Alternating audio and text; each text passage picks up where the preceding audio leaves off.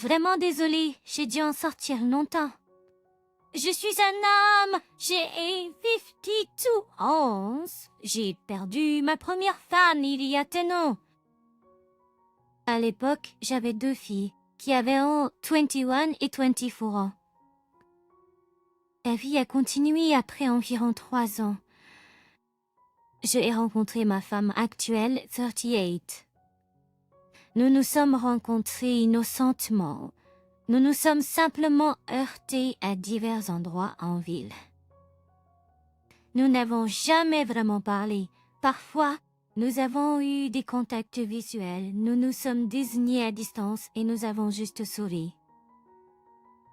Puis un jour, alors que ma voiture était en train d'être réparée, elle est entrée dans la salle d'attente pendant que la sienne était également en train d'être réparée. Donc nous avons finalement eu une longue conversation. Nous sommes allés de l'autre côté de la rue pour prendre un vrai café car le centre de service était mauvais. Nous avons parlé pendant environ 1 heure, puis j'ai été appelée, le mien était fait. Je lui ai demandé si elle aimerait déjeuner un jour pour continuer à parler. Nous avons échangé des numéros et nous avons fixé un jour pour nous rencontrer. Nous sommes sortis ensemble pendant 2 ans, puis nous nous sommes mariés. Elle a 2 garçons, maintenant âgés de 10 et 13 ans. Ils ont emménagé dans ma maison après avoir vécu chez ses parents pendant 3 ans. Mes filles l'adoraient, pas en tant que belle mère, mais en tant que grande sœur. Bien que d'avoir une autre adulte dans la maison avec 2 adolescentes soit une bénédiction, la vie est merveilleuse. Je les aime, ces garçons, comme s'ils étaient miens. Je veux les adopter quand ils peuvent prendre une décision par eux-mêmes. Le petit m'appelle papa. Le plus âgé l'a trouvé gênant.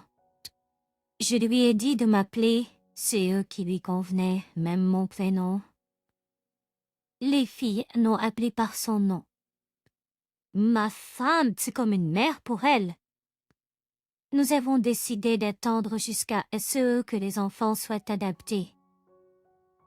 Maintenant, elle ne veut plus travailler, mais fait du bénévolat au déjeuner scolaire et à d'autres choses. La première fille part à l'université et a maintenant obtenu son diplôme. La plus jeune a obtenu son diplôme ce matin. Nous déménageons le reste de ses affaires ce week-end. On m'a dit que son ex les avait abandonnés vers le moment où est arrivé le 2e bébé et n'a eu aucun contact depuis. Sa mère est très gentille, mais elle me tient à distance. C'est un chien alpha. Je ne pense pas qu'il voulait que quelqu'un d'autre s'occupe de sa fille, son seul enfant et ses petites enfants. Il me critiquait parce que j'étais trop vieux, pas beaucoup plus jeune qu'eux. Cela se produisait chaque fois que j'étais là près d'eux. Et je suis non confrontationnelle. Alors je lui ai dit que je resterais simplement à l'écart d'eux. Je l'ai été encouragée à continuer la relation, car ils ne vivent qu'à quelques pâtés de maison. En février de cette année, son ex réapparaît, voulant faire partie de leur vie. Il est douteux au mieux. Je ne peux pas refuser cela. Il commence à venir plus souvent. J'ai établi une limite qu'il ne vienne que les week-ends, afin qu'il ne gêne pas à l'école et que nous puissions un peu contrôler ses visites. Il vient la plupart des week-ends, mais il ne passe vraiment pas beaucoup de temps seul avec les enfants, car nous essayons de lui laisser de l'espace. Je demande à ma femme s'il a versé une pension alimentaire pour enfants pendant qu'il était absent. Non. Je lui ai suggéré de parler avec lui pour qu'il rattrape son retard sur ce qu'il doit et pour lui demander de signer les droits afin que je puisse adopter Elle a dit qu'elle en parlerait avec lui. Au début du mois de mars, notre ex-vie commence à s'effondrer. Vous savez où cela va, non? Ex-TT. Mais je suis dans l'ignorance. Je l'ai mentionné à ma femme, elle a les mêmes excuses habituelles. Je remarque de petits changements dans la maison. Mes collations préférées ont disparu, il manque quelques bières. Je ne bois pas beaucoup, juste une de temps en temps. Mais la grosse chose, c'est que je pouvais sentir ce que je pensais être de la marijuana. Je lui ai demandé s'il fumait, et car nous ne fumons pas, elle n'a pas fumé. Je pensais que le maintenant âgé de Fortino l'était. J'ai suggéré que nous allions avec lui. Elle a dit qu'elle s'en occuperait. Il y a environ 2 semaines, un adolescent de Fortino m'a demandé si je l'aimais, ma mère. J'ai dit oui, en pensant qu'il avait une petite amie. Il est temps de parler, non? Il dit que nous nous sommes assis ensemble et que nous nous sommes touchés de quelque manière que ce soit. Cela lui a fait du bien. Il demande si maman a aimé son père. Je lui ai répondu que oui, sur certains plans, elle le fait. Il répond qu'ils se regardent toujours, se parlent et se touchent. Et il est là tous les jours. Je lui ai demandé ce qu'il voulait dire par tous les jours. Presque tous les jours, lorsqu'il rentre de l'école, il est là puis repart. Et ce week-end, je suis tranquille au salon. Il est là pour une visite. Il entre et s'assoit en face de moi avec une bière. Je lève les yeux de ma lecture et lui dis de se servir une bière. Il ne dit rien. Je lui demande pourquoi il n'est pas avec les enfants. Je peux entendre des rires venant de la salle familiale. Il a dit qu'il pourrait y aller dans un petit moment. Je lui dis que je ne boirai pas devant les enfants. Je ne bois qu'après qu'ils soient chez eux couchés. Il ne dit rien. Il déclare ensuite que vous savez, je ne suis ici que pour elle. Que veux-tu dire? Tu parles de ma femme. Il dit techniquement pas divorcé, il n'a jamais signé les papiers, donc elle est toujours sa femme. Je sais qu'un juge a approuvé le divorce parce qu'il ne pouvait pas être trouvé. C'est pour ça que cela a pris plus de temps pour divorcer.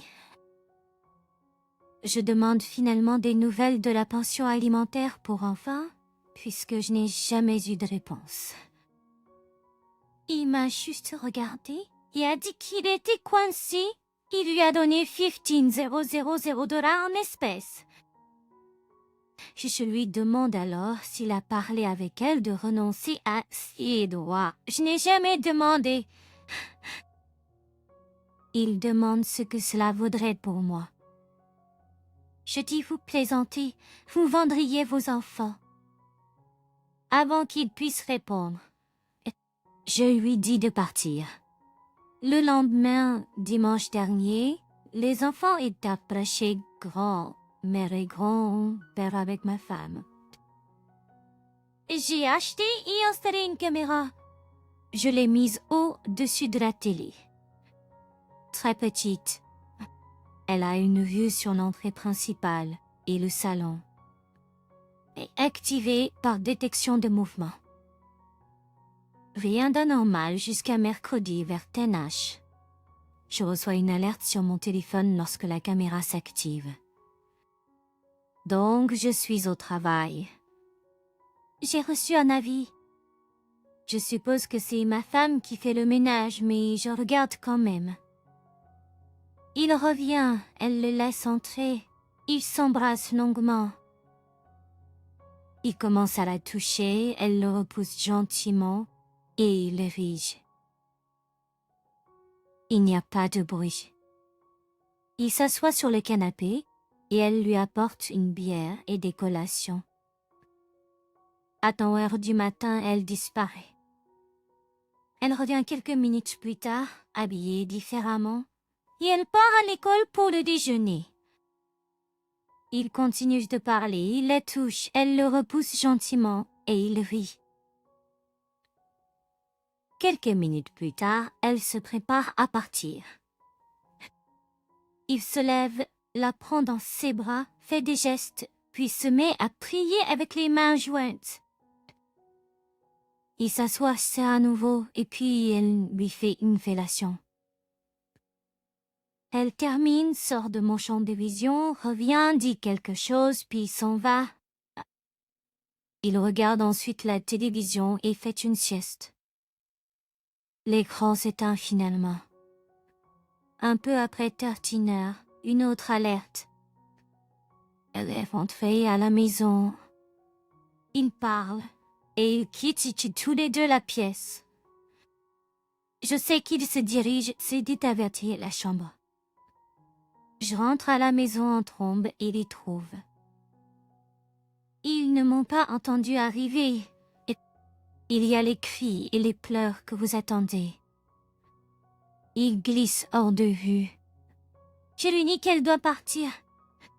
Elle plaide qu'il s'agissait d'une erreur unique. Il venait juste d'arriver.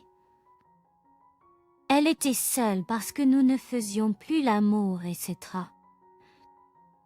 J'ai appelé la police. Je lui ai demandé combien de fois il venait, juste les week-ends. Et c'était une anomalie. Je lui ai montré la vidéo de lui en train de faire la sieste. Elle a dit qu'il était fatigué et qu'il avait demandé. Puis je lui ai montré la fellation.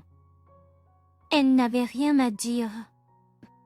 Je lui ai dit de faire ses valises. Elle est hors de ma vie. Je suis partie et j'ai appelé son père pour qu'il les prenne en charge. Nous avions des problèmes. Il prend évidemment la position alpha en me disant comment je vais gâcher ça, blablabla. Bla bla. Je n'ai pas pu placer un mot. Enfin, je l'ai arrêté, je lui ai redemandé, il a dit oui, puis il a recommencé à me parler. J'en ai assez. Je lui ai dit que je lui enverrai quelque chose. J'ai envoyé la vidéo XT jusqu'au bidj. Je lui ai dit de la regarder et de me rappeler si j'avais tort. Je n'ai jamais eu de nouvelles. J'ai parlé à un avocat jeudi. Il m'a aidé pour le plan successoral après mon premier conjoint. Il m'a référé à un associé qui s'occupe des droits de la famille. Nous nous rencontrerons mardi et le divorce aura lieu. Il a ressenti, mais n'en était pas sûr, que je serais responsable du soutien des enfants, sans alimony, puisqu'elle a rompu notre contrat de mariage prénuptial. Je l'ai fait avant le mariage, en plus d'un plan successoral pour protéger mes filles. Je m'en fiche du soutien. Je suis heureux de le faire. Ce sont les garçons. Ma question ou mon conseil, donc, quelqu'un d'autre est, il passait par un divorce, il peut voir les enfants de son ex, même s'ils ne sont pas les vôtres. Comment cela s'est-il passé? Le garçon de 14 ans est partiellement vulnérable. Vulnérable car il sera au lycée l'année prochaine. Ces années de formation sont cruciales. Je ne veux pas le voir emprunter la mauvaise voie et finir comme son père. Je vous remercie tous à l'avance pour votre aide. Moi, désolée si cette mise à jour semble désorganisée. J'ai initialement posté dans le mauvais subreddit. C'est la énième fois que je l'écris et chaque fois c'est plus court. Je ne suis pas sûre de savoir comment recouper, alors je la réécris. Supportez-moi s'il vous plaît. La semaine dernière a été agitée avec le diplôme de ma fille, son déménagement à la maison, le début des sports des enfants, la rencontre avec l'avocat et la première rencontre en face à face avec... Ma femme. Je suis rentrée à la maison dimanche et j'ai mis les affaires de ma fille de son appartement dans le garage.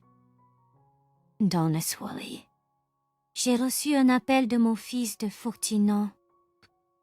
Il m'a demandé « Papa, qu'est-ce qui se passe? Personne ne nous parle. » Maman est grand-mère pleure et grand-père crie. Et ce à cause de ce que je t'ai dit. Je l'ai assuré que sa mère s'était trompée et qu'il n'avait rien à voir avec la situation. Il m'a également demandé si je faisais mes valises parce qu'il avait vu le hall dans l'allée. Je lui ai expliqué ce qui s'était passé et je l'ai rassuré en lui disant que tout leur bien était toujours là. Les lundis et mercredis soirs, nous avions des nuits de sport. La famille était assise dans les gradins, tandis que je me tenais derrière le bar, choc arrière, mon endroit habituel depuis que je ne suis pas d'accord avec Phil. Sur le chemin du terrain, mon fils aîné s'est arrêté en plein échauffement et s'est précipité vers moi. Nous nous sommes étreints et nous avons parlé pendant quelques minutes avant que je ne l'envoie repartir. Lorsque j'ai atteint mon emplacement, un garçon de 10 ans s'est précipité sur moi à pleine vitesse. Je me suis penchée, les serré dans mes bras. Il est couvert de baisers alors qu'il s'agitait. Phil m'a demandé si nous pouvions parler et nous nous sommes éloignés de l'écoute. Il s'est excusé pour la façon dont il m'avait traité dans le passé et a admis qu'il avait tort. C'était un peu tard, mais je l'ai accepté et reconnu que c'était difficile pour lui à faire. Il m'a invité à m'asseoir avec eux, mais je ai refusé. Il a demandé si je voulais parler à ma femme et j'ai dit que je disserais mieux. Nous avons fixé un moment et un endroit. Il m'a dit, j'ai rencontré l'avocat et lui ai raconté toute l'histoire. Il connaissait déjà à partir de son partenaire, mais voulait l'entendre de moi. Il a demandé ce que je voulais se faire, et j'ai exprimé mon désir de rester avec les garçons et de rester mariée. Les garçons étaient la considération la plus importante. Il a déclaré sur la base de son expérience que le mariage serait une mascarade et ne serait pas bon pour les garçons. Il a suggéré que nous pourrions travailler sur un calendrier de visite si ma femme était d'accord. Quant au soutien, il a dit que je pouvais faire ce que je voulais pour les garçons et a déconseillé de lui donner quelque chose pour que je puisse contrôler. Le contrat prénuptial était solide et elle avait violé ses conditions, donc il n'y aurait pas de soutien. Cependant, il a averti que les juges dans d'autres parties du pays ont, dans certains cas, ordonné une pension alimentaire pour enfants similaires en raison de l'implication à long terme dans les vies des enfants. Il ne pensait pas que nos juges ont statué de cette façon dans le passé, mais on ne sait jamais. Il était certain que son avocat chercherait une pension alimentaire et a suggéré que nous essayions de trouver un accord. Nous essayons d'être d'accord sur tout ce que nous pouvions avant le procès, bien que le juge regarderait favorablement. Avant de partir, il m'a dit que tous les lundis matins, les partenaires se réunissent pour discuter des nouveaux et des affaires en cours. Mon avocat précédent a commencé en décrivant tout. Chaque partenaire a une spécialité: planification successorale, droit des personnes âgées, responsabilité pénale et droit de la famille. Plus tard dans l'avocat en droit pénal rencontre mon avocat. Après la réunion, il a appelé un contact au bureau du procureur. Les 15 000 $ ne semblaient pas corrects. Comment les gens de la classe moyenne ont 15 000 $ en espèces qui traînent? Il s'avère que X ne les a pas abandonnés. Il était en prison. Il a été libéré il y a 3 ans lorsque les fédéraux relâchèrent des criminels non violents pour alléger la surpopulation, etc. Il était sûr que la police serait intéressée s'il était de retour et qu'il pratiquait à nouveau sa profession, mais il n'avait pas d'autres informations que le temps passé en prison. Jeudi, je rencontre Whis et Phil. J'ai demandé si cela les dérangeait si je l'enregistrais pour qu'il n'y ait aucune méprise plus tard. Ils ont été d'accord. Avant de commencer, ma femme voulait parler en privé. Phil s'est déplacé dans une autre pièce. Ma femme a commencé à s'excuser. Je l'ai interrompue. Je lui ai dit que avant qu'elle ne dise quoi que ce soit, sachez que je sais beaucoup plus de choses que vous ne le pensez. Je lui ai demandé depuis combien de temps la relation sexuelle durait. Elle a dit une fois. Je lui ai dit que la vidéo montre que ce n'est pas vrai. J'ai joué un extrait d'elle en poudrant le thé. Elle n'a jamais vu la caméra. Je sais que ce n'était que quelques jours, mais elle allait mentir. Donc je le faisais aussi. Elle pensait que c'était une partie du jeu vidéo. Ce n'est pas grand, mais il est évident sur le dessus du thé. Elle a admis dès mars presque immédiatement. Je lui ai dit qu'il n'y avait plus de mensonges. Ou je lui ai dit le secret de famille, qu'il était en prison, pas en fuite. Elle a admis la même chose. Je lui ai demandé depuis combien de temps elle était en contact. Depuis février. Je lui ai demandé si elle s'était rencontrée avant qu'il n'apparaisse. Elle a dit non. Je lui ai ensuite dit qu'il avait été libéré depuis 3 ans. Le regard sur son visage m'a dit qu'elle ne le savait pas. Nous réintégrons Phil. Allumez l'enregistreur. Et je lui ai demandé si elle avait un avocat.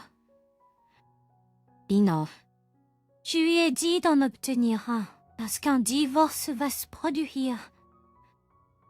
Ils ont tous les deux demandé si quelque chose concernant la réconciliation pouvait avoir lieu. J'ai dit non. J'ai dit que je voulais les garçons. Elle pourrait vivre avec X. Je lui ai dit en privé que X avait essayé de me vendre les garçons. Je l'ai répété pour Phil. Nous nous sommes mis d'accord pour que les garçons puissent me voir à tout moment dans la limite du raisonnable. Elle ne me priverait pas de... Je dis que je les fournirais à mon gré. Elle n'aurait aucun soutien. Je ne voulais pas qu'elle obtienne les garçons pour me demander des choses. Ils seraient honnêtes si je leur demandais. Voilà, c'est tout. Une dernière chose. À ce site, nous avons nos sous, un Reddit préféré. Nous lisions et partagions. C'était quelque chose que nous faisions ensemble. Elle a lu mon message car elle l'a deviné et elle a lu toutes les réponses que vous avez faites. Elle a déclaré que vous l'aviez massacré. Vous avez dit beaucoup de choses que je souhaiterais seulement pouvoir le faire car je l'ai ressenti. Pour cela, je vous remercie.